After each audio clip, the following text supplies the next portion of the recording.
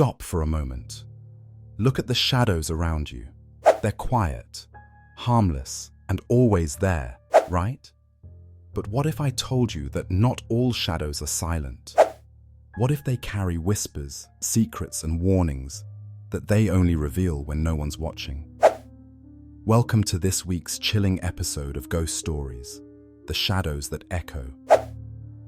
It all began when Mia moved into her new studio apartment.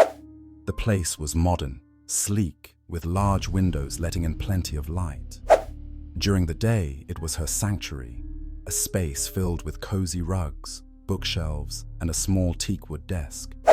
But at night, shadows would creep in, their outlines painted by the streetlights outside. At first, Mia didn't notice much. The shapes of her lamp, her favorite potted plant, and the curved arm of her chair danced on the walls, until one night she heard it, barely audible, like a breath. Get out. Thinking it was a dream or her mind playing tricks, she brushed it off. But it didn't stop. Every night, just before she fell asleep, the shadows would start to move. Slowly at first, just a subtle ripple that left her blinking, wondering if her eyes were tired.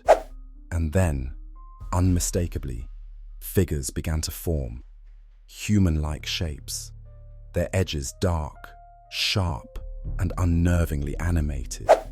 The whispers grew louder. "Why are you here?" one would say. Another would murmur, "Not safe." Mia tried to ignore it. Lights on, curtains drawn. She avoided the dark, but the shadows persisted, growing more aggressive, almost angry. They would stretch long arms across her walls, bending and twisting in shapes defying the room's geometry. One night, in desperation, she yelled at them, "What do you want from me?" The room fell silent. Every shadow froze in eerie stillness. Then, on the farthest wall, a single shadow began to write, its finger thin and dagger-like. Slowly, it inscribed a name, Alina Carter. Shaken and desperate for answers, Mia Googled the name. She discovered that Alina Carter was a tenant who had vanished from this very apartment 5 years earlier. Mia realized then that the whispers weren't threatening, they were warnings. The shadows weren't trying to haunt her, they were trying to save her. Mia packed her belongings and left that night.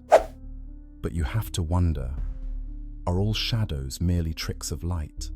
Or do they carry echoes of untold stories, waiting for someone to listen? Watch, listen. What do your shadows tell you?